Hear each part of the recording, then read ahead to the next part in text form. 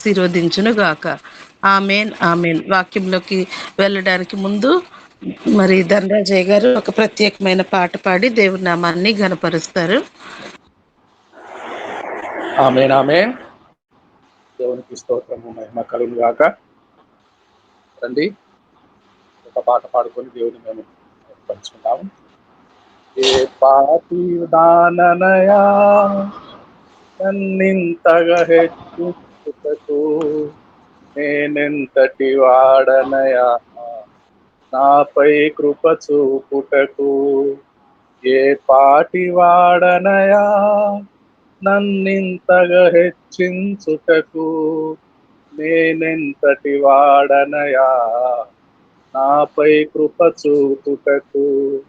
నా దోషము భరించి నా పాపము క్షమించి నన్ను నీలా మార్చుటకు కలువరిలో మరణించి ప్రేమించే ప్రేమామయుడా, నీ ప్రేమకు పరిమితులేవి. కృపచూపు కృపగల దేవా, నీ కృపకు సాటి ఏది. ఏ పాటి వాడనయా నన్నింతగా హెచ్చించుటకు, నేనెంతటి వాడనయా నాపై కృప చూపుటకు. కష్టాల కడలిలో కన్నీటిలో ఎలలో నా తోడు నిలిచావు, నన్నాదరించావు. కష్టాల కడలిలో కన్నీటిలో ఎలలో నా తోడు నిలిచావు, నన్నాదరించావు. అందరూ నన్ను విడిచిన విడువని యేసయ్యా, విడువను ఎడబాయనని నా తోడై నిలిచితివా. అందరూ నన్ను విడిచిన నన్ను విడువని యేసయ్యా, విడువను ఎడబాయనని నా తోడై నిలిచితివా.